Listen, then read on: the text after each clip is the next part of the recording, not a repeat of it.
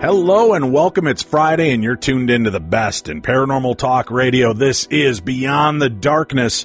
We are your home for paranormal talk radio 5 days a week. You never have to miss another minute in the best of paranormal talk radio. Subscribe for it right here on Podcast 1, Beyond the Darkness. You get a 60 to 90 minute episode every day as we look at all aspects of the strange and unusual world around us, from ghosts to UFOs, Bigfoot, psychic phenomena, monsters, myths, legends, conspiracy theories, and more. I'm your host, Dave Schrader. Along with me on this ride, Tim Dennis. And today we've got the return of Theater of the Mind, which is a really weird story coming up for you a little bit later on in the show. But let's jump right into this. John Kuykendall is our guest for the evening, the author of Haunted America, Do You Believe?, a lead investigator of USA Paranormal, and author of countless other paranormal and horror books. He is here to talk to us about some of the most haunted locations he's had a chance to investigate, some of his own personal and strange encounters, plus his whole new aspect of his investigative career, looking into claims of Bigfoot and Sasquatch. We'll do that part a little bit later on in the show. But John, welcome to Beyond the Darkness. Thanks for being here today. Hey, thanks, Dave. Thanks for having me. Yeah, it's a pleasure to chat with you. You've certainly built up quite a resume and have had a chance to investigate for quite a while. What started your journey on this paranormal path? That's been asked me so many times. And I know everyone's probably seen the movie The Haunting in Connecticut. Yes. Yes. Well, that was something similar to what I went through when I was about 5, 6 years old. And what got me interested in all of this later in life, because it actually did haunt me for a long time, was my mother was, again, looking for a home close to work. Her and my dad were going through some issues, and more because he was an alcoholic, and so she was looking for a place to get away from him. So she was driving to work one day, and she saw this house that was up for rent, and it was some old house that was built back in like the late 1700s. So she stopped and she made a phone call to the number that was on the sign, and sure enough, within, a month or so, we were moving into this weird-looking, this weird-looking house. So, yeah, we moved into this house when I was between 5 and 6, and it was really a creepy house. I mean, it really, to me, didn't look like a place that we lived at before, but this was, just had strange doors and strange rooms, and just had a kind of a weird smell about it. Kind of big, kind of looked like, walking into, just a big, a big array of like a bunch of, old, I don't know, like walking back in time, it was really a crazy looking house. So anyway, so we moved into this house, and how many of there are you when you move into this place? There were like 5 of us. There was 5 kids at the time. There was me and my 4 sisters. You and your 4 sisters, and then your mom and your dad? No, my dad was not there. Okay, so she went to get away from Gotcha. Right. Okay, so it's you, your 4 sisters, and your mom. All right, now we've got the stage set. And what happens next? Okay, so this house, let me tell you about the house before I tell you actually what it was. So everyone's kind of like, you're looking at the bedrooms and things that it had. Well, some of these rooms, to me, didn't really look like bedrooms. It looked like something else belonged in these rooms.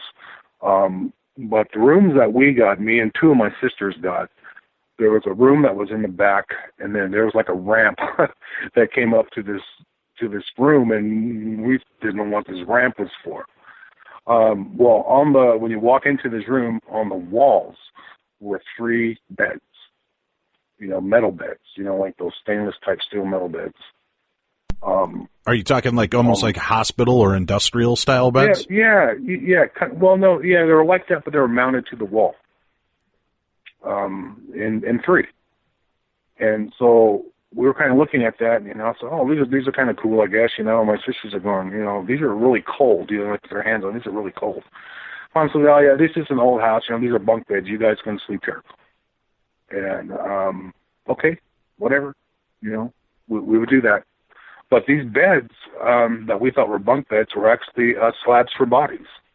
And because this house used to be the mortuary, the place where they would come to their wakes and their viewings, and the mortician would get bodies ready. This is where they would keep the bodies before they brought them out. And this is where we got to sleep. Well, across the street from this house. Well, wait a minute. How long did it take you? How long did it take you of living there before that bit of information was revealed? Oh, that was within days. Okay, so you're a kid.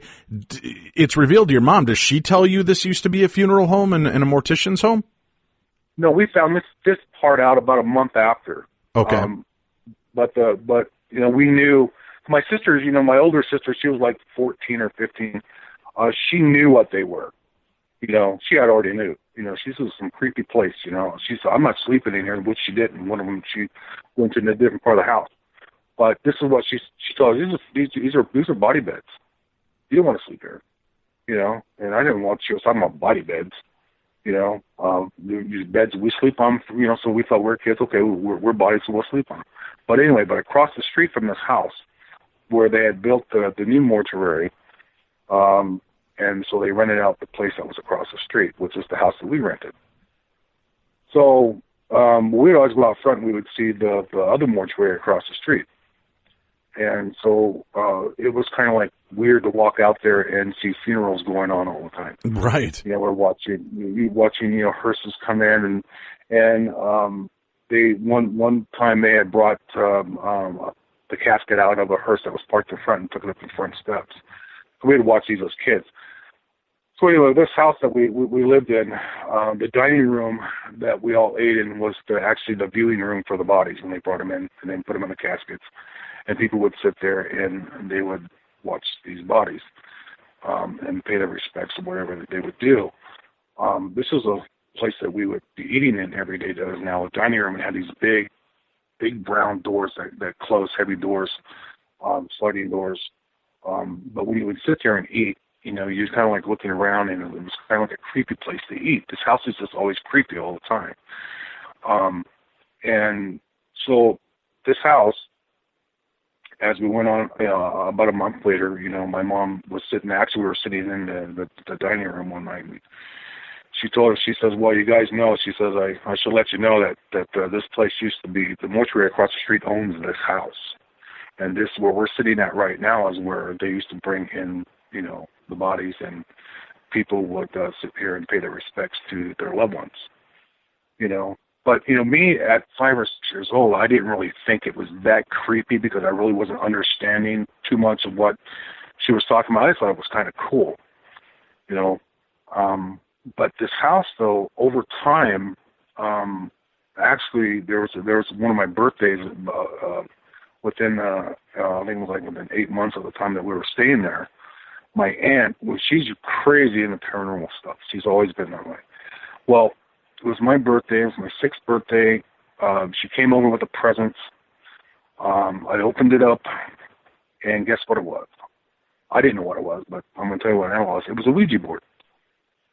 And she told me that the gift that keeps on giving.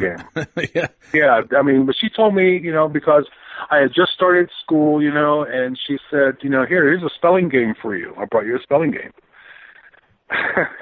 So okay, whatever, I thought it was, a cool thing. But my sister, my oldest sister, Debbie, she, knew what this was, and she wanted to play with it, So she took it from me. And she started messing with this board, and she was doing some weird things with this board, and I didn't know what she was doing with this board. They had this little triangle thing on it, and she was just talking to it, and and this thing's moving around, and I really didn't know what she was doing. But after this Ouija board experience, she was messing with this for about 3 months. And after that experience with this Ouija board going off in this house, like she was using it like every night, crazy things started to happen. And this is when we're back again. We're sleeping in the room in the back where these beds were, and this ramp's going down this little back door area. And we're laying there, and I would hear, at nighttime, I would hear that door open and shut. And, it's kind of like creeped me out. I thought, maybe some animal or something was trying to get in or out of the door. So I would get off my bed, and I would walk down around the little area where the door was at, and I would never see anything, but I would always hear it. Okay, so I'd go back to bed, and then my sister, the one who slept in the middle bunk, would wake up screaming at night and say that something was grabbing her feet. And okay, so whatever, we didn't, like I said, I was still young, didn't understand what, maybe she was dreaming, whatever, until one night I got woken up, it was early dark in the morning time, and this figure, about 6 foot tall, was standing at the end of these bunk beds that we, were sleeping in, and it was pulling like on my right foot. And that was the scariest thing I ever saw in my, my young life, was to have this black mass, and you could see a little arm extended on it, but you could feel it pulling on your foot. And so now I know what my sister was talking about, about this thing was, these things were coming in here at nighttime. We don't know, not later in life, I'm thinking about, well, maybe this is where they were laying at, and they just wanted to come back and lay here and weren't inside of their bed. In another instance in the house, in my mother's room, which was actually, there was a bathroom that separated the room we were in and the room that she was in. And my sister, we were in the kitchen making a sandwich for lunch, and my sister starts yelling at something. And so she's saying, John, bring me a knife, bring me a knife. And I didn't know, what do you mean, bring you a knife? She says, bring me a butcher knife, bring me a butcher knife. So okay, I grabbed the butcher knife, and I went down to my mom's room, and I gave it to her. And she says, look at that curtain. Because my mom never liked doors on her closet. She liked curtains. So she liked to have the doors taken off and put curtains on them. And she says, look at the curtain, look at the curtain. So I'm looking across the room, I look at the curtain, and you can see it billowing out. There's something in there pushing out on the curtain, And I go, well, that's probably a cat, because we had she had this stray cat that the kids would always, the girls would always bring in the house. And I thought it was a cat in there just messing around. So she told me, she says, go over there and open the curtain because I'm going to throw this knife at it. Whatever's in there, I'm going to fix and throw this knife. And so, okay, so dumb me as a kid, I walked towards the curtain, and it's still kind of billowing out as I walk towards it. And she says, open it. And so I opened up this curtain, and as soon as I opened up this curtain, I don't know what it was, but something came through me, went right through me, like cold. It was like really cold. And then it made a turn behind me, went through my mother's bed and out the wall. And I saw it like maybe for 2 seconds, and then all the girls started screaming. And how old were you at this age? 6. 6. And obviously it burned enough image into your brain of what you just saw. Was there any other sensations? Were there smells? Were there any physical sensations from this thing? A breeze from it moving through the room? What can you tell us about that? No, what that was, when this thing came out, it was like a cold sensation, not really like a breeze, but it was like something like a cold shock that went through you like really quick, and like you jumped in and out of ice real quick, and then it just moved off, and then the sensation went away. Now when this thing at night would come and it would pull on our feet, it was always cold. It was always like a cold sensation of a tug pulling on our feet. Now, this thing with this Ouija board, because the girl started telling my mom what was going on in the house, and she thought everybody was kind of nuts, but my mom, she knew what Ouija boards were. I mean, my sister knew what Ouija boards were. And then my mom had asked Debbie, she says, have you been playing with this Ouija board? And she says, yeah. She says, I've been playing with it, And she says, well, I think it's time that, you get it out of the house because this might be, why you guys are acting like a bunch of idiots around here thinking there's a bunch of, ghosts in the house. Well, she, okay, I'll get rid of it type thing, but she never did. She never got rid of it. She took it to her room and she would put it underneath her bed, but my sister Debbie, she got really into this Ouija board really, really bad, and then she would have her friends over and then her and her friends would be doing it in her room when my mom was at work. This later had, something attached to her, because she had something follow her for like 17 years after this. And we all thought it might have been a demon because it was very violent, this thing that would follow her no matter where she went. But everything accumulated, and started in this house. We would see things, walking, across doorways. You would see shadows walk across the doors. We'd be in the bathroom taking a bath, and you would see these like black masses like stand in front of you for a second, and then they would leave. We'd always hear the doors open and shut. We would hear doors rattle. We would hear all these weird things walking in the attic. All kinds of things would happen in this house. So we stayed there for, a better part of 3 years, and these things were like common, I mean, nothing really at that time, like nothing, that would hurt us, but stuff that would really scare us. I saw a little girl, in my kitchen, when I went in there to get a soda. There was some little girl standing there by my refrigerator, and she, she just kind of like dissipated, like gave me her eyes like winked at me, and then she dissipated. And I saw her for about 4 or 5 seconds. But this ramp thing that was in the back of our room was a place they would reel in the bodies on the caskets, and they would reel them in there, and then they would the gurneys, whatever they used, and they would put them on these beds.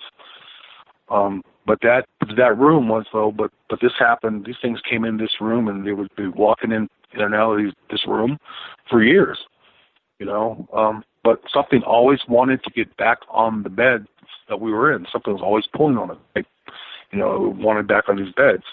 So there came a time where I decided, I got so scared after a while, I wanted to, sleep outside. I asked my mom if I could put a tent outside on the grass, because they had a big old yard, because I didn't want to sleep in the room anymore.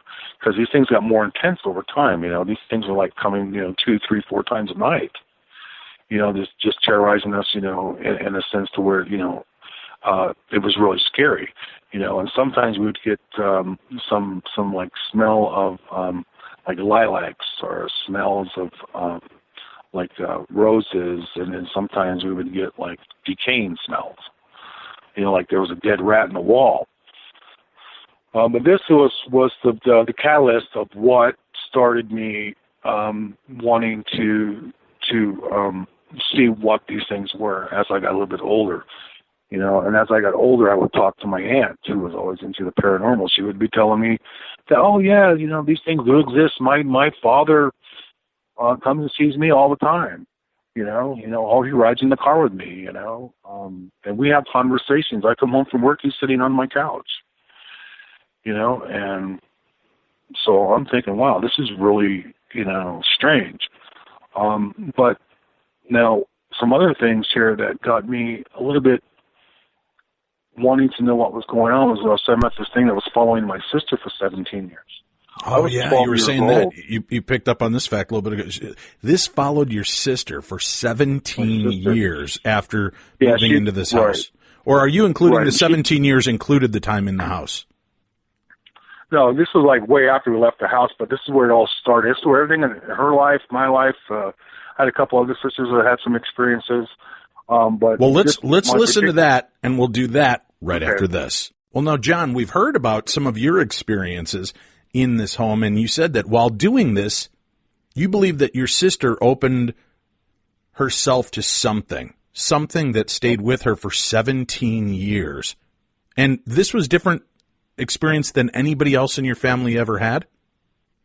Yes, this was a more darker experience that she had, because she was the one actually playing with the Ouija board, and she got addicted to it. And like I said, I may have saw it, play with it maybe 3 times since my aunt had to give it to me, but she played with this for a long time in that house. And now she finally got a little bit older. She met this guy, and okay, so she got married, and then she moved out of that house. Now, she didn't tell anyone about these experiences that she had for a few years even after she had moved out. I believe the first time I experienced something while I was with her, she was babysitting me. I think I was 9 or 10, and I went to her apartment, and spending my mom was, I think, going to Las Vegas or something. So I went over there to stay with her, and this was like in the middle of the daytime. Her husband was at work. He worked for the sanitation department at the time, and she was in the process of cleaning her house. Now, I'm sitting in the living room watching cartoons on TV, and she's vacuuming, and she's in the hallway vacuuming. And now in front of this, her couch, she had this, it was like an old type looking table, glass table, and it was really heavy. It was made out of some type of brass or something. But it had to weigh at least 75 pounds, but it was a really heavy table. So anyway, I'm sitting there, I'm watching cartoons, and she's vacuuming, and I hear her talking or saying something, but I really can't get what she was saying. And then she yelled something out, like, leave me alone or get away or something like that, I heard. And when she did that, within a few seconds, this table that was sitting in front of us had shot about 5-6 feet and went straight in front of the TV by itself. Wow. While I'm sitting there. Okay. And that was one of the first things I ever saw, and I just sat there, and I'm looking, and my sister is still, like, talking or communicating with something in the hallway while this vacuum cleaner's running. And I got up, and I'm looking at the table, and what the hell's going on? I'm looking to say something maybe pulled it or what, but then next thing you know, the glass breaks, it shatters straight down. Just goes bam, it shatters. At that point, I ran out of the house. That scared the living crap out of me. So I ran out of the house, and I went to one of my sister's friends that lived a few buildings down, and I'm knocking on that door, and I'm telling her, I said, I need to call my mom. She goes, honey, what's the matter? And I go, I don't know. There's something going on in my sister's house. I don't want to be in there anymore. So I told her, I said, you might want to go down there and check on her because I'm not going back in that house. So she had went down, I guess, and went into the house, and she comes out screaming. And she says, hell no. So she went back in the house. She says, honey, what's your mom's phone number? I go, whoa. I didn't even know the phone number. But she wasn't even in town anyway. She was in Nevada at the time. But my sister had these experiences with whatever it was at the time. Would try to do things to her. One night, this was Martin was telling me. It's actually a story that he had told me, and when I was about 19, and he said, one night he said her and him and my sister were in bed, and he says, and he gets woken up with a voice over the left side of his ear, and he said that he woke up and he turned and he looked at the wall where this voice was coming from, and he says this glow of a face came on the wall, and it was telling him or her or whatever to go back. And he didn't understand what it meant to go back, get away, or go back at that point. And then he says, and the next thing you know, a big jolt, because he was, I guess, he had his arm around my sister. A big jolt came on her at her feet, and something tried to pull her out of the bed. Something was trying to grab her. And he turned and he looked, and he didn't see anything trying to grab her. And he, what the hell's going on?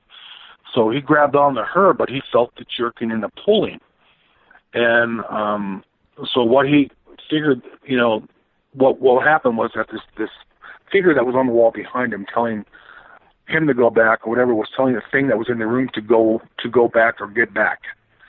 To stay away from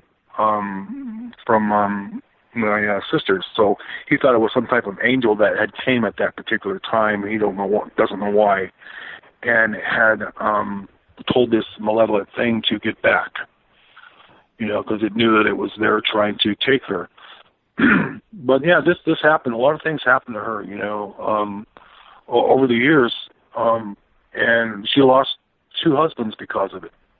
That divorced her because they couldn't deal with the things that were going on in her life.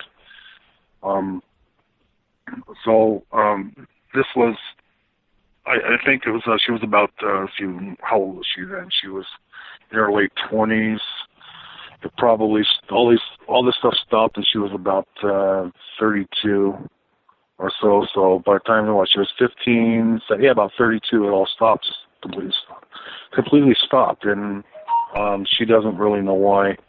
So there's no, it wasn't like she was going in for an exorcism or psychic clearings or anything. Like it just was there one day and gone.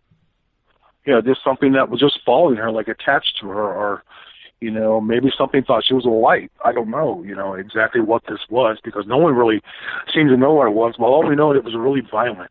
Things, and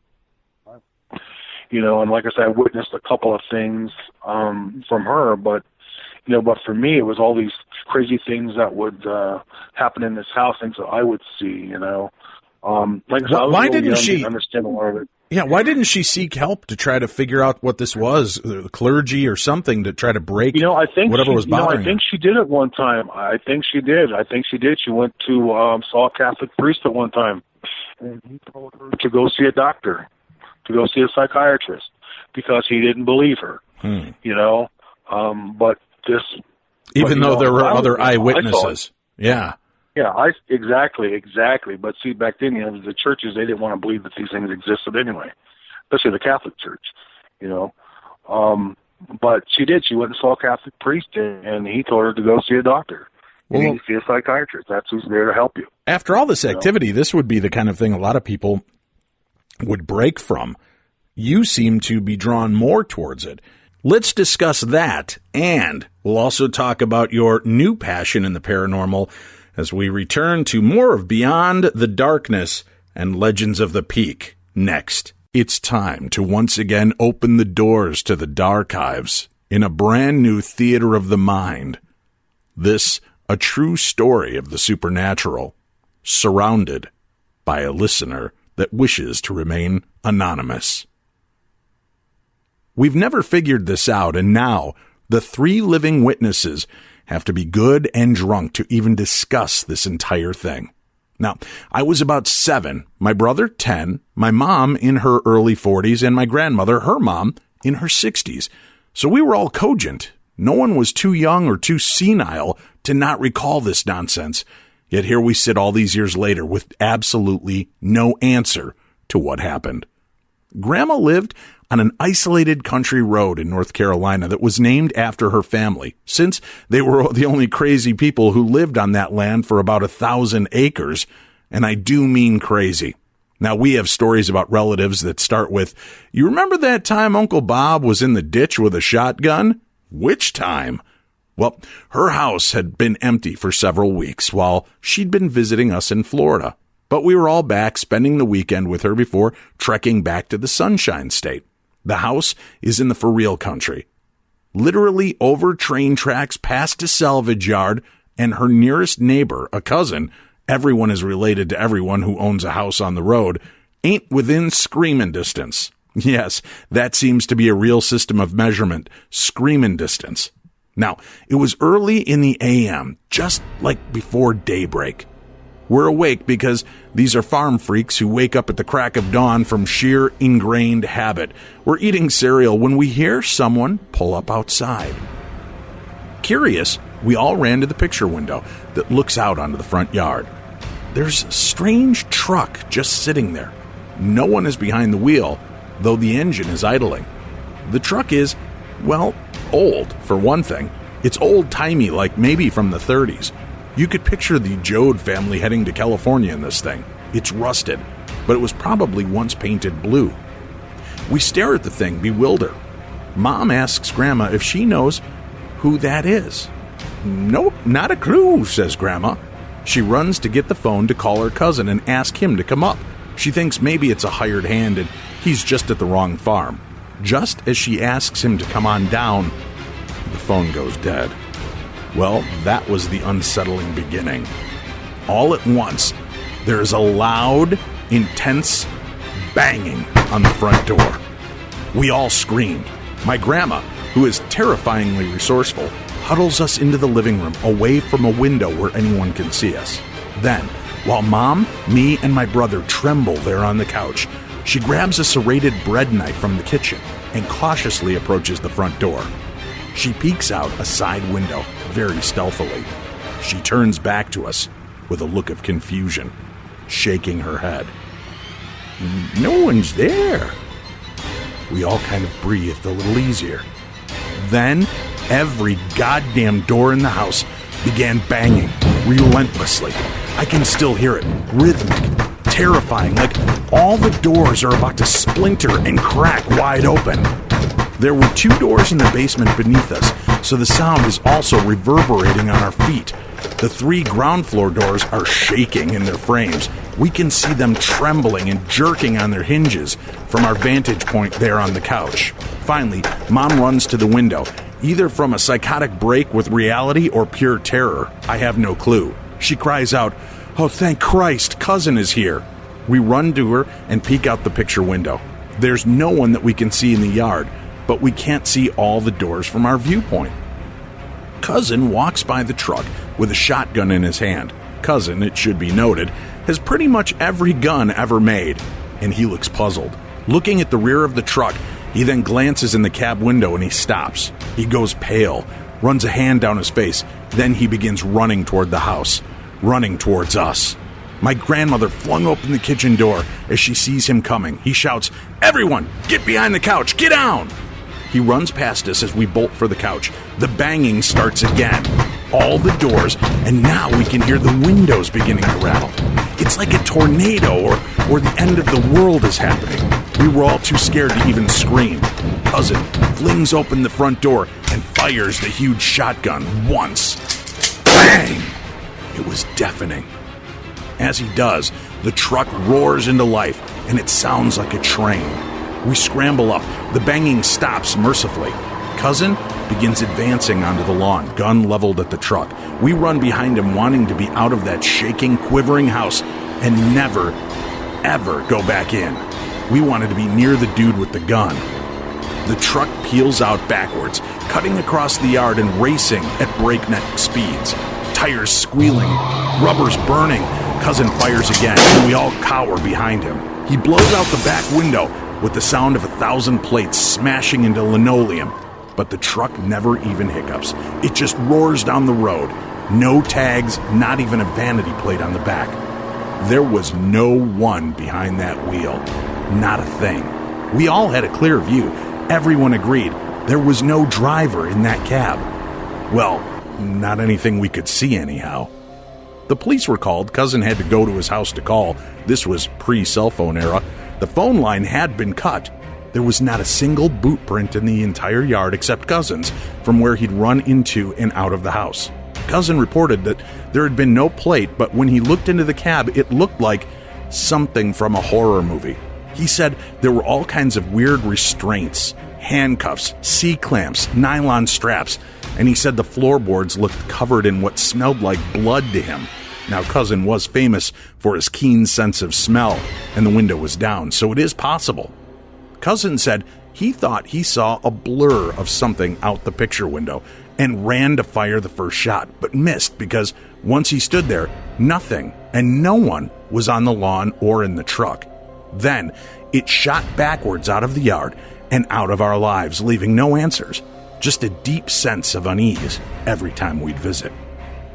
Grandma and cousin have since passed. Deeply religious people, they stuck by their unchanging versions of the story until the day they died. My brother, mother, and I have never been able to figure it out. Neither did the cops. I think it should be noted, we don't know how all the windows and doors were banging, and we don't know why we never saw a soul anywhere or how they could get around the sides of the house without leaving a trace in the damp earth.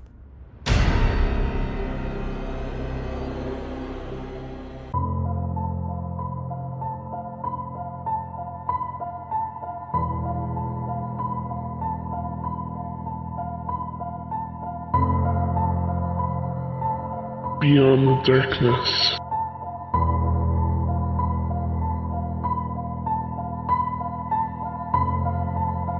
We're back. This is the best in paranormal talk radio. We've been talking about the House of the Dead, John Kuykendall's experiences that led him to the paranormal. We're also going to talk about his new passions, investigating cryptid stories and chasing a legend. Legends of the Peak we'll cover here in the next segment. I have to ask you, John, when you have experiences like that at that age, it seems that's going to go one of two ways. It's either going to break you and push you as far away from the paranormal as possible, or in your case, it seems to have just drawn out a deeper interest into this. Why are you so fascinated by continuing your education and investigations into the paranormal? Well, like I said, when I was a kid, I really didn't understand much of what was going on. A lot of it would scare me, but some of it too would. I actually thought it was kind of funny. I don't know why I would think some things were kind of funny, but I would joke about. I would joke about, these things that I would see to my friends, and they would laugh at me and stuff. But we all think was a big, a big game going on in my house. But my aunt, I was talking about my aunt who brought me the Ouija board. She would come over, 2-3 times a week, but she would always talk about ghosts, about things that, that she experienced, or someone that just came to her house last night, and I would be listening to these things that she would be talking about, and it kind of fascinated me, and I just, as I got older, and plus, I also, as I, during my teenage years, I would have dreams about that house, even after we had moved out. I would have dreams about it, and these dreams would, constantly come back to me. They came back to me until I was in, like my late 20s to early 30s, before I stopped dreaming about this house. In my childhood, and I would be, seeing myself walking, through that certain dining room area, and I see, people standing there, when there's one instance I didn't tell you about, but we were sitting there one night in that room, eating dinner, and one of the chairs that was never sat in it, pushed out on its own while we're sitting there, and no one just really said anything. They just looked at it. But I thought, that was fascinating, and I would always go back into that room, and I would go to that chair, and I would be looking at it, trying to see if it would, move again. But it only did it once, and it moved out maybe about, 8-9 inches, it slid back by itself. And someone was sitting there with us at the table, and then they just got up and they left. But that was another thing that, I dreamt about that. I dreamt about that chair movie. But like I said, I'm the kind of guy who wants to find out, why, do these things happen to certain people? Some people it doesn't happen to, some people it does. And that was one of the reasons why, when I was thinking about, I think maybe I'll publish a book. But I really didn't know what it was that I was going to write about or what I was going to talk about in a book. So through time, I would be talking to people who had certain kinds of experiences, but they never really didn't want to tell anyone about it because they didn't want anyone questioning their sanity. So a lot of people, like me, like maybe 6-7 years ago, really weren't that comfortable to talk about something that, that's happened in their house, or maybe they went somewhere and something happened, on a trip or someplace they may have visited. But I, started talking about some of the things that I saw, some of the things that I experienced growing up. And people were, when I started talking about it, people were more, lucid about things that they experienced, and they would start talking to me about it. And I said, well, why don't, we take some of the things that's happened to you, and maybe some of the things that, that did you experience, and let's, let me put it in a book, let other people hear your story. But it took me probably about 6 months to finally get, people, say, okay, I'll go ahead and I'll send you my story. And then also, there's been places all throughout the United States. Every state has its own haunted place. And I would get surveys, and I would ask people about, what do they think was the most haunted place in their state, and then they would send me that information. And we'd also publish it in the book. But in the book, there's stories in there of authors, like people who write books. There's policemen in there. There's doctors. There's, like nurses. There's everyday people. There's actually paranormal investigators that are in there. But they tell their stories, and they talk about these dark things that happened to them. And some of them were on trips where they visited places, and crazy things would happen to them. Some would be in their home. Some would be at a friend's house or a relative's. And they would give me these stories, and I would read them, and this is some really, interesting stuff that this actually happens to so many people. And I just wanted to, have a place where they could, talk about their story and tell their story without someone questioning their sanity. So we compiled a whole lot of stories and a whole lot of things, and we put it into this book. And so now, it's a place where they can come back and they can read other people's stories. They can. And what's the name of the book? Haunted America, Do You Believe? That's the first published book that came out September 14th, 2012. And, people, and also in there it explained to them, the different types of ghosts that there are, different types of hauntings, Sure. Well, talk to me before we... Understanding. Right, before we get into the legends of the peak aspects of your life, you told us about your childhood and some of the most unbelievably strange things that have happened. What was one of the most bone-chilling moments you had, though, as an adult? Now, that's another one. This is a great one, as a matter of fact. This is this actually kind of happened when it didn't supposed to happen. My son, son-in-law, was married to my daughter, and Samantha. He was in the Army down here stationed at Fort Carson. And he told me that there was a friend of his that was an MP there on the base, and that there were hospitals that were abandoned. They closed them down back in 2007. Well, he said that his friend had to go and patrol these places 2-3 times a night.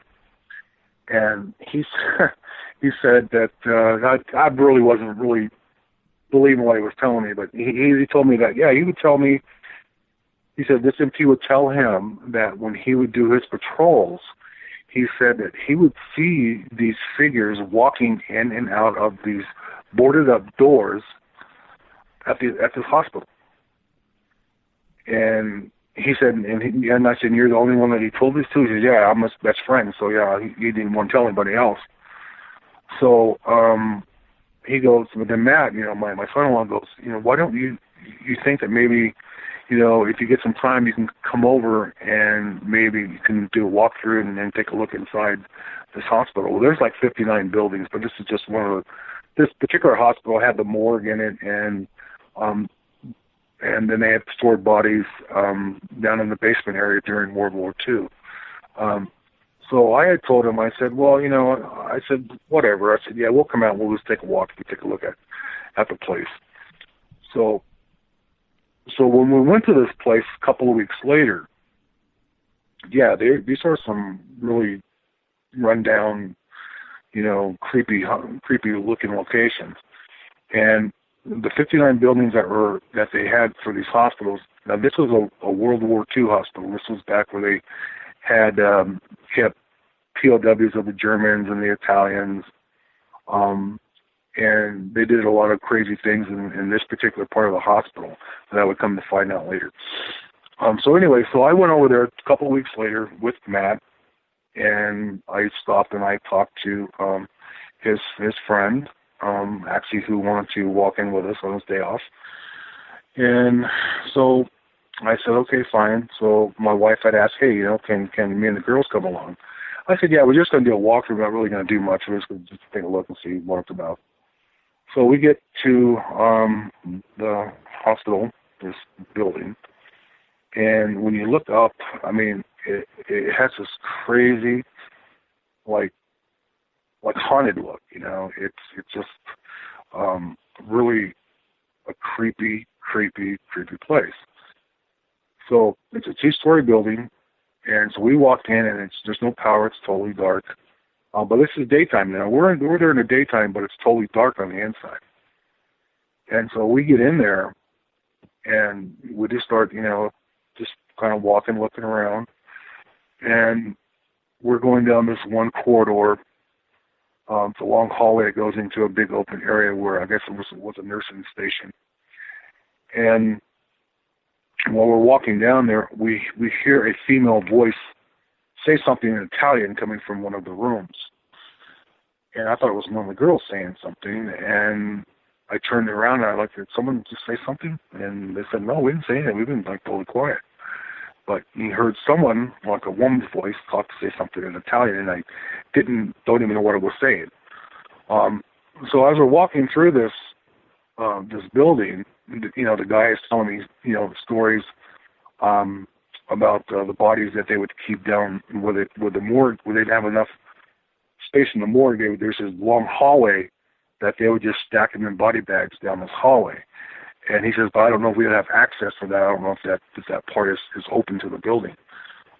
But we wanted to go to that area to where, he said that they would store these bodies.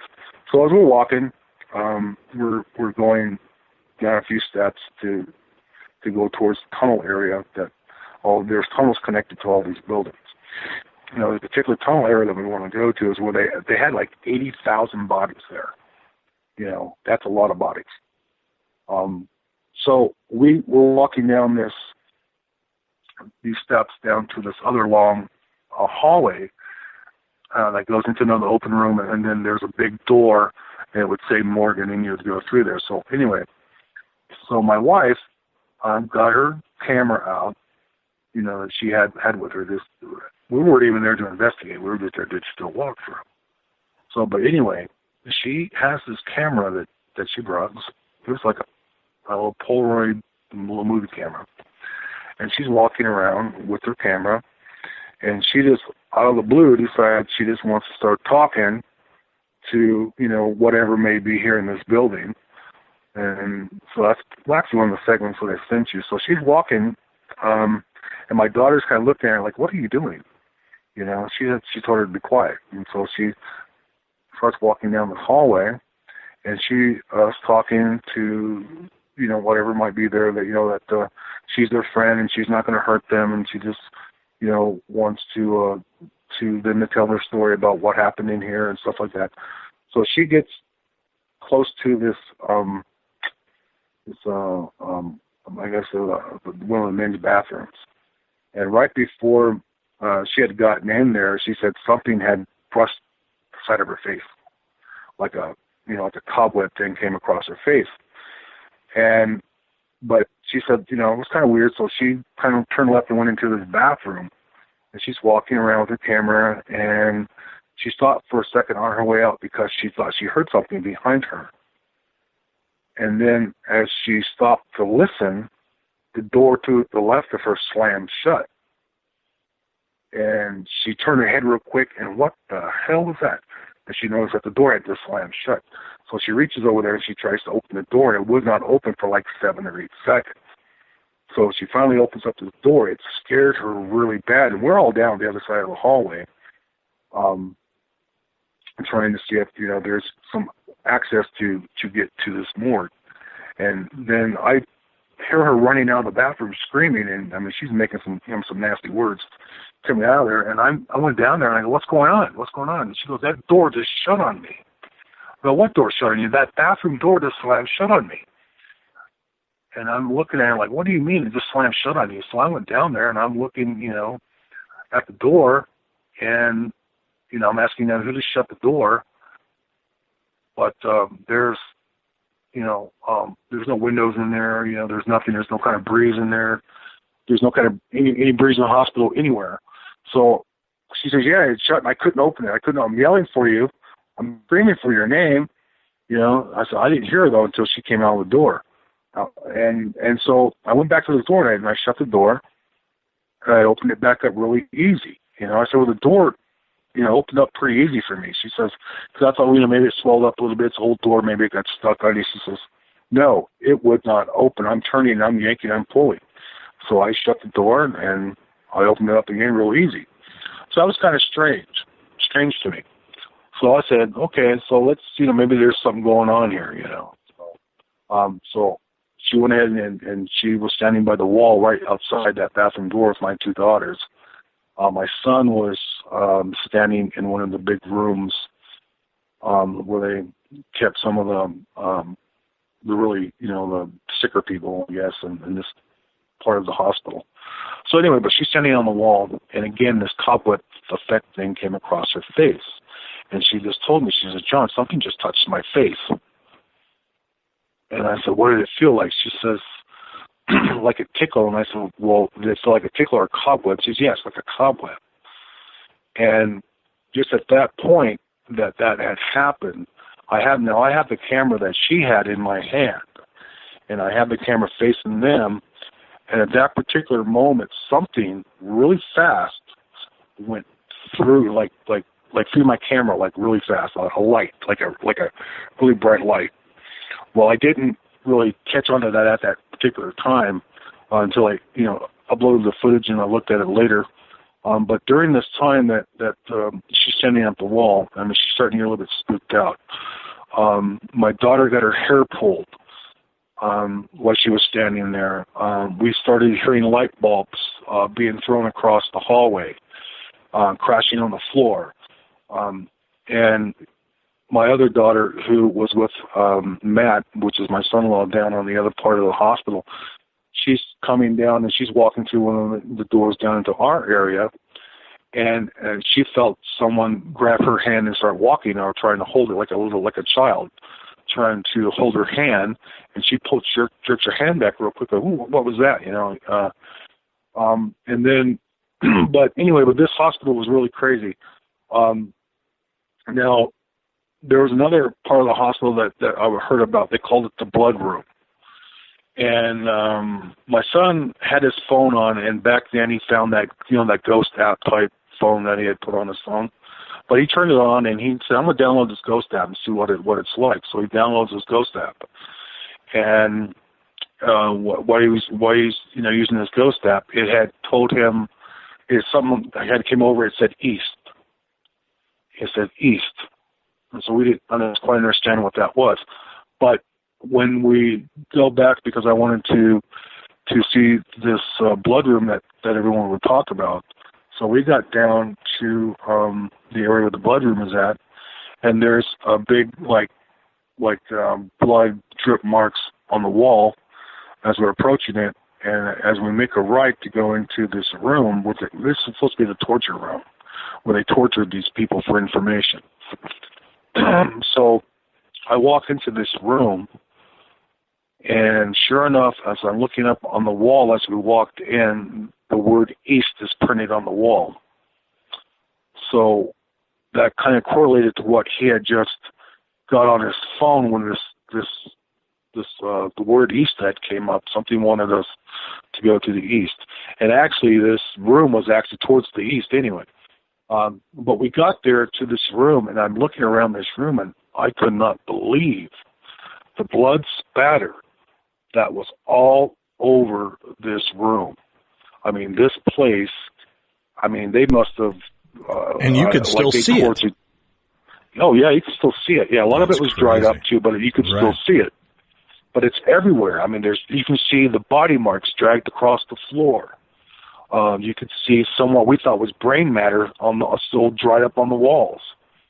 But now, after we're there 9 hours through the whole day, we just decided, let's just stay here and just see what happens. We weren't really equipped that day to see, to really do much of an investigation, but we did the best we had with what we had. So I just told the girls, just turn on your phones, because phones got natural IR on your phones, so just go ahead and just start recording on your phones, just whatever you can record.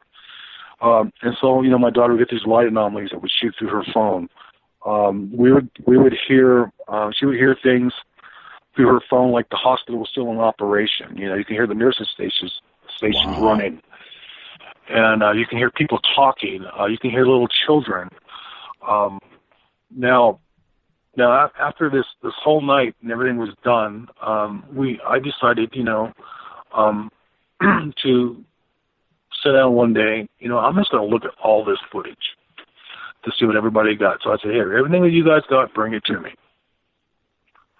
So I'm looking at some of the footage, and that point that I told you where after my wife had the bathroom door slammed on her, she was standing on the wall, that light that shot through my camera real fast. Well, like I said, it moved so fast, it kind of looked like someone turning a flashlight going past your camera. So I looked at that and I said, wait a minute, there's something in that footage. I just got to be able to see it. So I went ahead and I slowed and I slowed and I slowed and I slowed down the video. And sure enough, as I got it slow enough, I saw what was going through the video. And now it took me a minute to really look at, to see what I thought I was seeing. Now, things in life that you think, that you would see on horror films or you would see on a sci-fi channel that you think would not exist. This anomaly that came through my camera lens was a troll. And I got the apparition of a troll on my camera, and I'm looking at that, and I just can't grasp that. Is that really what that is?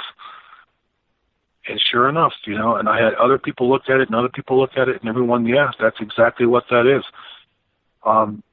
And you can see the two arms, and that come in the first part of the frame. There's two arms that come down, and it looks like it's in a doctor's coat.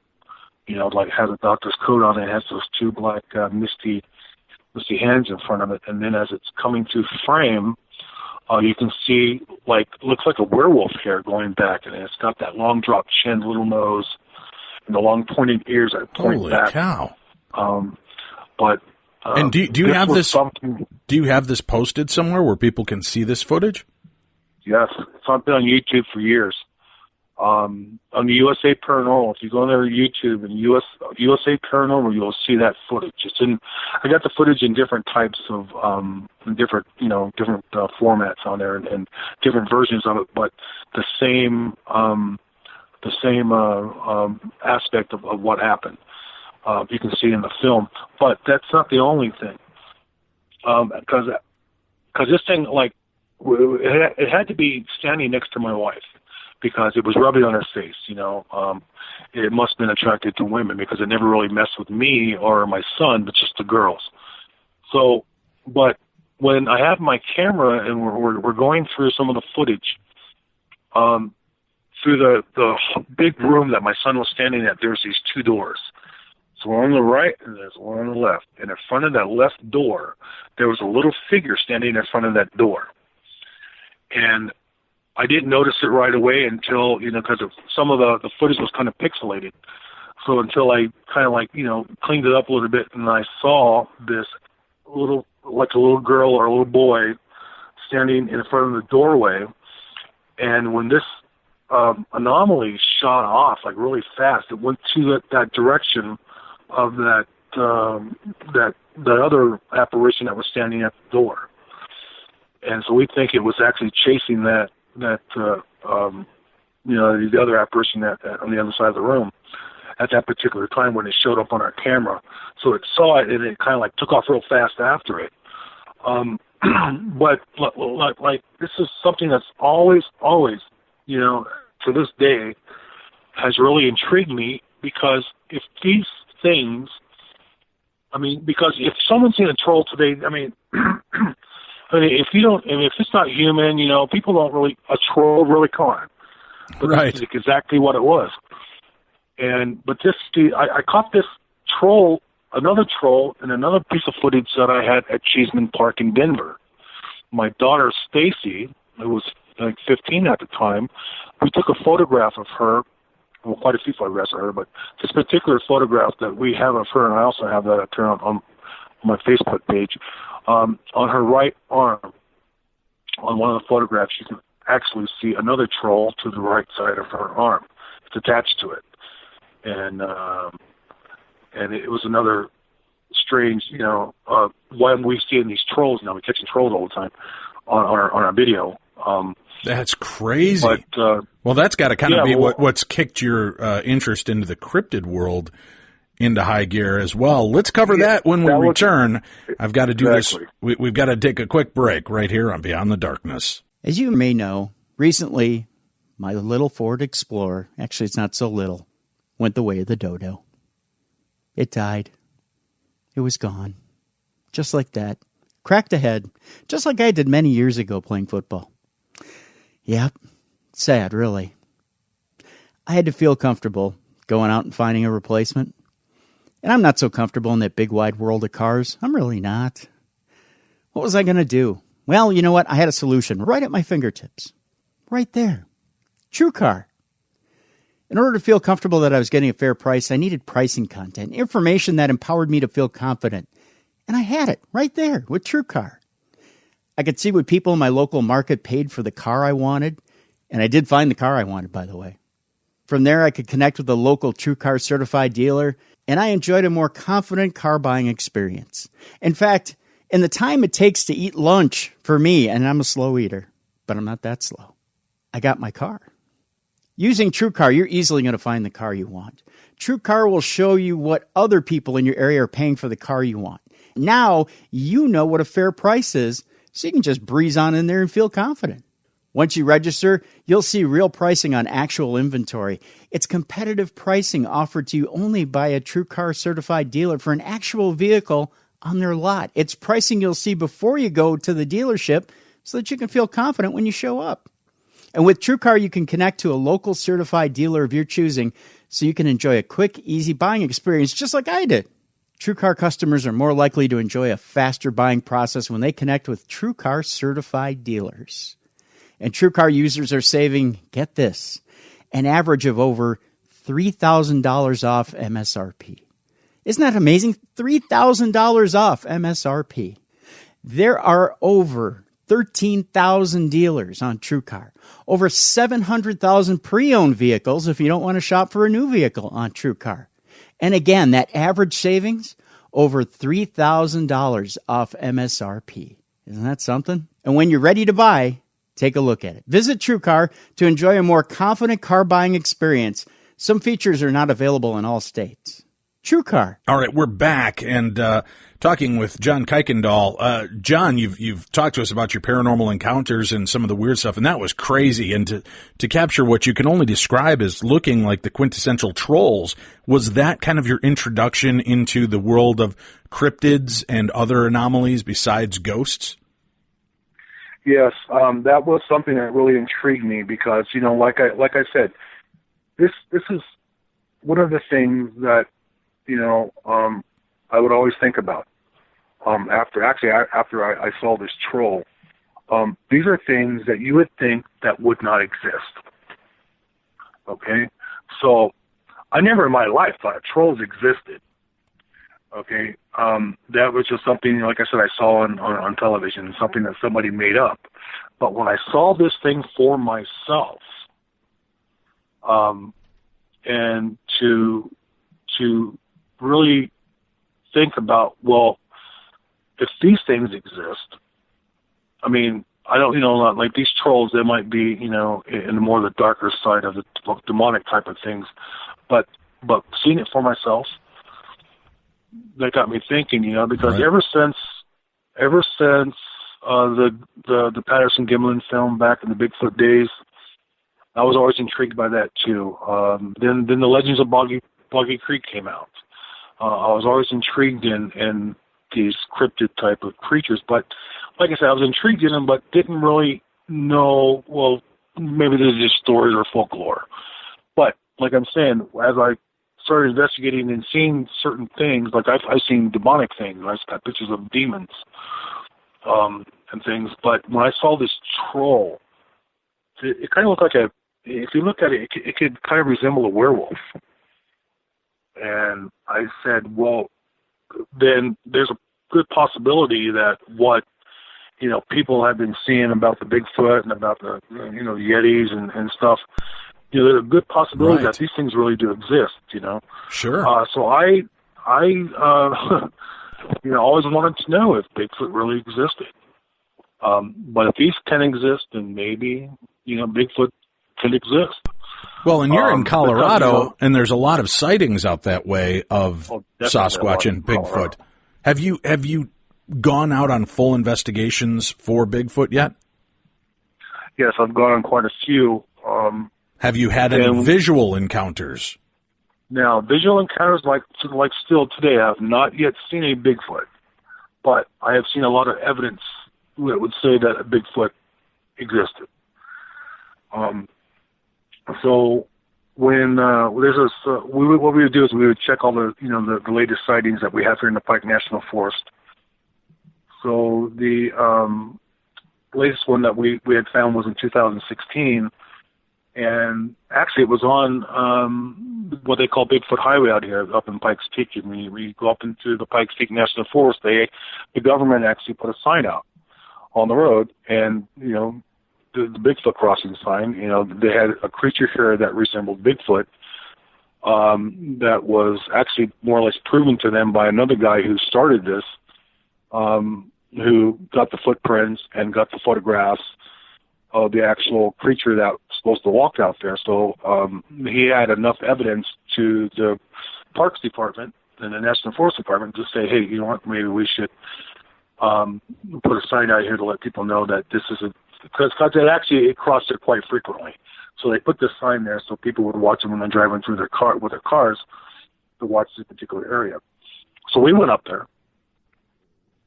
And this was, the latest sighting was like I said, in 2016. So we decided to take a drive up there, and we got to the sign, and we got out. We were filming some of the area, and we had took some photographs. So after we had done that, we were driving up the north slope of Pikes Peak, and we're driving through there, and I see these, what they look like nests, like a bunch of nests that were made out in the snow. And so I stopped my car real quick, and then we got out and we went up and we started looking at the area, and there was like at least 30 different types of these nests made out of trees. They were wrapped over like one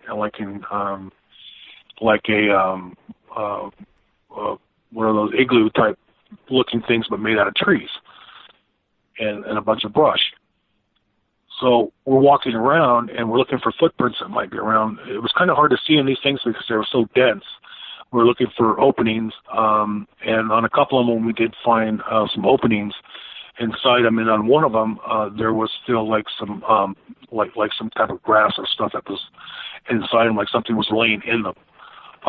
But it was snowing at the time, and more snow had came, so we really didn't get any footprints around these things. But we don't know if these were things that were used to be used or things that these Bigfoots moved on from this point. But this was one particular area that this creature is supposed to frequently, to eat and to roam around, go across these roads, and people see it quite often. So we wanted to see it for ourselves. So we spent quite a few hours out there, but, we really didn't see any Bigfoot. But, like I said, when we first saw these nests, that really intrigued me because I said, there's so many of these made. I said, this is something that humans aren't going to come out here and do. This is like way up, off the road, down a bit, probably about 100 yards off the road. But these nests are made. So when we went ahead and we looked around, like I said, we couldn't find any footprints or anything. But then as we were driving off on the other side of the road, we did see footprints, first made footprints. So we got out, we took some video and some pictures of it. And the footprints that we saw, they were like bipedal, something walking, and they had a 6-foot stride between one print to the other print. And these prints were like 18 inches long, 5.5 inches wide. And they went, quite a ways up into the forest area. So we documented all that. And, of course, at some of the places that you're not able to actually go and walk on because they, won't allow it. It's a restricted area. But we, got some close-ups with the cameras and equipment that we had, and we got some pictures of it, which is really intriguing to me because, what makes that kind of stride and that deep of, they were like 8-9 inches deep into the snow. And I went and I stood on the snow, and I weighed 230 pounds, and I could maybe go down about 2 inches in the same kind of, the same area where whatever was there before us went down at least 8-9 inches. It was heavy. So heavy walked on that. So anyway, there's this other place, which is on the other side of Pikes National Forest, which is a place called Crags. And Crags is a really known hotspot for, 2 Bigfoots that people have seen there over the years, and actually they've been on BFRO. They've investigated that. The news channels have been out there investigating it. Well, we decided we wanted to go out there and also investigate to see if these creatures exist out there. Well, the day that we went out there, apparently the Forest Service had closed down the park indefinitely. And we don't know exactly why they did that. And so... Oh, you're getting really quiet. It sounds like your phone's dropping out on me. Okay. There you go. Can you hear me now? Yeah, you're back. Okay, yeah. So when we went to Crags, like I said, they shut it down definitely. And so we contacted the Forest Service, and they had trying to give us some story about, there were some trees that had to be taken down that were dead trees, and there was a lot of them out here. So it was dangerous for people to be walking down here, so we went ahead and we just closed it down definitely. Okay, fine, whatever. But now, across the street from Crags is a place called Mueller State Park. And it's actually connected to Crags through a roadway up in Divide, Colorado. So we went ahead and went across to Mueller State Park, and we got up there, and just looking in there, this is a good place that these Bigfoots would probably hide out.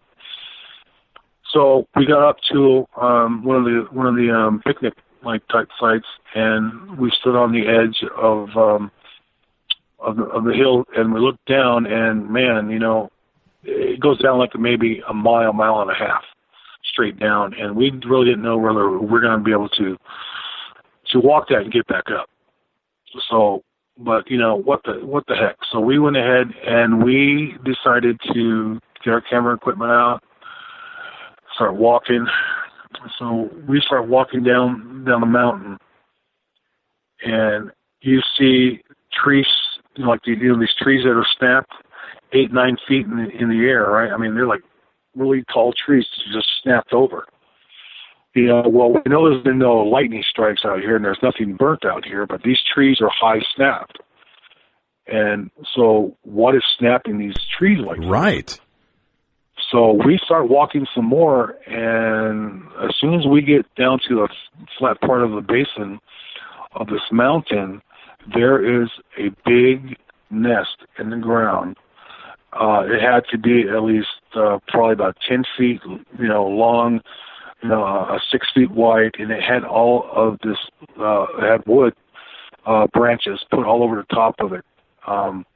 And so we're filming this, and we're taking, photographs of it, and we're looking inside it. And you can see an impression of something that was laying in there, probably, the grass that was put in there was still somewhat green. So it probably hadn't been gone that long. It might even still be sleeping there. But we saw this first nest down there. And it really, wow, what made this? So we didn't know the area too well, so we just start following, it down farther, and then we got to this big pond that was probably about 200 yards from this nest. And during this walk to this pond, we've seen all the X's in the trees that were placed everywhere. You know how Bigfoots like to place their X's in places in the forest. Well, we've seen like 7 or 8 different X's in the trees. So we're looking at that. So, well, these must be the markers, for certain things out here, either be for food or be for territory or be for a place that they sleep. So, but when we're walking, we get to this pond, we're starting to see, weird type footprints around the pond area. Like I said, there's still some snow on the ground. And so we're walking around this pond. We're taking pictures and stuff of all these footprints. So we get around to a different part where there's another trail that goes deeper into the forest behind this pond. So as we're walking up to this trail, we see 2 sets of footprints. One veering off to the left, one veering off to the right, kind of like going on the trail and then kind of off the trail into the woods. So again, this is more stuff that we documented. Now, these prints that we saw, again, a good 15 inches long, 5 inches wide, really deep impressions, one after the other, bipedal walk, going down this trail. And they had, like a 6-foot stride in front of them. And of course, we can't do that. We tried to do it. We couldn't do that. Ours was maybe about 3.5 feet. But these footprints are deep into the snow. And the snow's kind of hard, it's not that really soft snow.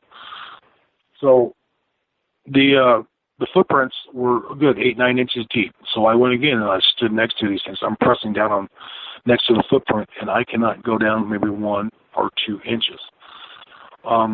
So something is definitely big. Something is walking back here. Something is coming up to this pond getting something to drink. And this is where these footprints are leading to. Now, this is also bear country. Right, so we didn't want to walk too far back off that trail because we were afraid that we might get into some bears. So now I'm going to stop all this and come back again. We did this again 3 months later. We wanted to wait for some of the snow to melt down and come back when there wasn't any snow. So 3 months later, we went back to the same area. Now you remember, now I told you about Aaron Oakes, right? He did your guys' show back in 2012 on Paranormal Challenge. Right. Anyway, so he decided, hey, I want to go with you, man. This is really cool. I want to see what this is about because these things also intrigued him. So I took him out, and I'm showing him the stuff that we caught the last time, things that we photographed, things we documented the last time. So now we go out the second time. Okay, so we went ahead and we took the same trail down that we did 3 months prior, and now a new nest that me and our Xavier, which is actually my camera guy, saw just adjacent to the other one that we saw there. Now this one here was kind of strange because this nest was put up on the side of the hillside on some rocks, like these big boulder rocks. And what it is, something moved a big tree that was about 15 feet long, and probably, it had to weigh at least 1,000 pounds. So no human is going to put that up there. So when this big tree was put there, then there was other branches and other parts of tree branches put around this thing, and there was an opening in and an opening out, and it was really, big on the inside. So we're looking inside it, and again, there was some type of bedding inside. Something was laying in there. You can see something was coming in and out of it. But something that can move a 1,000-pound tree in the position that it was at, it wasn't no kids. It wasn't no human out here doing this. Now, when we got done documenting all that, again, we went back down to that pond area. And then we went ahead and we walked that trail behind the pond, and we got about 150 yards down the trail, and we stopped because we see this big, this trail is like 5 feet wide, and it has a little bit of embankments on each side, which are made out of dirt. And then there's a forest on each side of it. So when we got down there, about 150 yards in, we saw an impression in the side of the embankment, like something was crossing the trail. When we get over there and we look at this print, and Aaron, he puts he's got like a 13-inch foot, and he puts his shoe and his foot right next to this print that we saw, and it's just about as big, or maybe a little bit bigger than his foot, and it's about 5 to 6, inches wide. And so when I'm looking behind me, because something apparently crossed that trail, put his foot there, and went off into the forest area. So we're looking around to see if there's any type of, grass that's been, or any type of brush that's been, matted down from something walking through there. And we saw a little bit of what could have been something. So we decided to go ahead and just follow the direction where that footprint went. So my camera guy stayed on the trail, and we walked about 30 yards in, and we got to the little small creek that was running through there. And Aaron had his stick, and he wanted to stop and do some tree knocks there. And so he stopped. He did 3 tree knocks. Probably about 30 seconds later, we hear knocks coming just off to the left. So he looked at me, I looked at him, and we were like, oh, could that be, well, I don't know, maybe it could be. So he went ahead and he did 3 more knocks. Now, quicker, within 5 seconds, we heard 3 more knocks just to the left of us. Oh, that was intriguing. So that was not the weird part. The weird part about this whole thing was, when we were there, this trip, is that we're standing there, and you start to hear something walking really heavy. Like we thought a bear was fixing to come up on us. That's how loud and how close it was. And we're standing there, we're looking at each other like, oh, wow, what the hell is that? We're looking around, we don't see anything at all. But you hear these bipedal footprints walking. So we turn around, look at our camera guy, make sure he's not moving. He's not. And he's looking at me, and he's saying, yeah, he hears the same thing. He's hearing it too, and he's like 30 yards behind us. And so we're looking around, and the everything, crunching on the ground, walking. And now it's starting to get a little bit spooky because we're thinking something's fixing to come up on us. But we didn't see anything. We still didn't see anything. We're looking, don't see nothing. All right? So next thing you know, we hear this like howling, growling sound, kind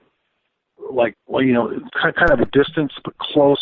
You could hear it really good, right. But it was kind of like it was a distance from us. But we're still hearing this walking. We don't know where it's coming from. We don't, it doesn't sound like a bear. I've heard bears walk and stuff like that, but this was something like walking. Dave, if you were there, and it was like you could turn around and something's going to be in front of your face. That's how close this was. But now for us not to see anything, but to hear that, but the walking was so intense that it scared you. I mean, your heart starts beating because you're really thinking that something's going to be there, but there's nothing. So now I'm thinking, okay, what are these things like? Are they cloaked or something? Right. That's what I'm thinking, like in my head. You can't see them. You can hear them, but you can't see them. But this. And what are you feeling? Walk me through that emotion. I mean, you're hearing this. It's got to be a mixture. You've got to be kind of excited, but how much of you is butt clenching and kind of wanting to just get the hell out of there? Yeah, that was the thing. So me and Aaron were looking at each other. What do we do? Well, I'm here for it, dude. I'm thinking. I told him. I said, no, just be still. Just stop and listen. Because if these things existed, I wanted to see it for myself. Right. If something comes walking out of that of those trees right there, I want to see it. I want it on film. I want to see it with my own eyes, so I know for myself. I know what I'm seeing. you know, and he's kind of looking at me. He says, well, you know, this is freaking me out type of thing. But he said, okay, we'll go ahead and we'll stand our ground here for a couple more minutes. But when this thing's walking, you know, your heart's beating real fast because it really scares you at that. But when you hear something like that, yeah, you know, because my first initial thought was it was a bear. You know, like I said, I didn't want to come up on a bear, but this wasn't a bear sound. This was something walking one foot in front of the other, bipedal walk, heavy, like something, I mean, like big, really heavy, like 800-900 pounds, big, wow. Heavy things walking, you know. So, but this was definitely one of the most, even not seeing a Bigfoot, but just that paraphernalia of a Bigfoot, of what you see and what you hear, right, is enough to scare you. So I don't know what I would have thought, say, if I actually saw it. If it had came out of the trees and we saw it, what would I would have done then? You know? But yet you keep really researching it. Moment. Yeah, you keep researching, and going out there. You know, I do. I want to see one for myself. I want to see if they really exist. I believe they do. There's more evidence out there saying that Bigfoots exist than someone just saying it doesn't. That's just someone just doesn't believe in it. Okay? But like I was saying, you have all of these reports. You have reports from credible people. You know? They have nothing to gain from saying that what they've seen. You know, people know what they see. You know, I can distinguish a bear from something else. I'm sure someone can too. Now, maybe if it's quite of a distance in front of you, maybe there might be, you know, there might be some misidentification of what you see. But there have been people who've seen these things face to face, within 5 feet of you. People have seen these things, and you would know if that was a bear in front of you within 5 feet. Yeah, well, I saw one at about maybe 50 to 60 yards away, standing behind a bush, pushing the top of the bush down, and I could definitely tell it was not a bear. And it was no animal I'd ever seen before. So I'm with you. Fascinating stuff, John. And your new books, Legends of the Peak, which is going to be an ongoing series of these kind of investigations and stories, those are going to be the first one is out and available right now, correct? Yes, it's available right now. And then 3 months from now, another one, series 2 will come out. And like I said, the stories will get more. The first book basically tells what we're doing. Why science doesn't want to acknowledge that Bigfoots exist, but the government actually does. You know, the government's willing actually to put you in jail if you shoot one.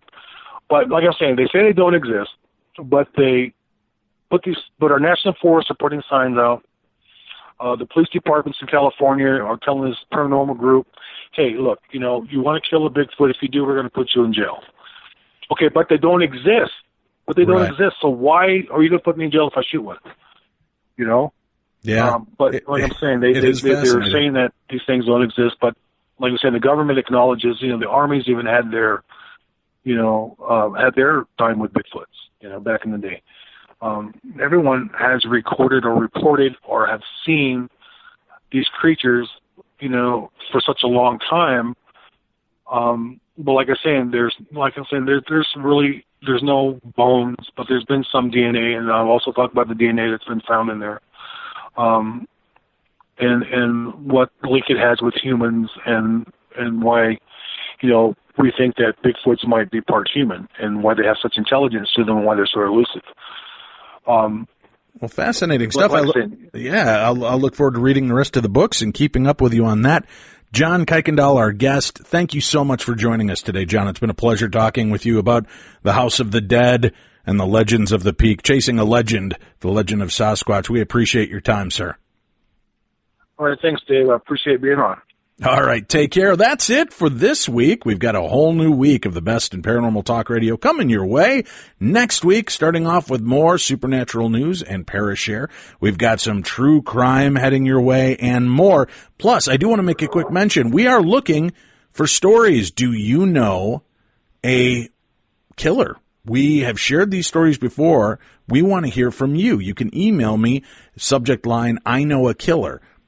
Always curious, and if you've already written into us before, you don't need to write in again, but we may include some of these on our True Crime Tuesday shows going forward. We'd love to hear from you, so please let me know. And again, we're looking for your encounters with real serial killers or murderers. How do you know them? What happened? And tell us a little bit about your story. You can email those to me at dave at darknessradio.com. That's Dave at darknessradio.com. That's it for this week. Be safe, be kind, be loving to one another, and please keep all of the people in the way of Hurricane Irma in your thoughts and prayers, and focus on that again, folks. Just picture that hurricane dissipating and falling apart and blowing out to sea, avoiding the East Coast and Florida and all of the islands. Just try to imagine it breaking apart. Send prayers, intention, white light, whatever you've got. Let's try to steer this thing away from the mainland and save some lives and some property. That's it. We'll talk to you again real soon right here on Beyond the Darkness.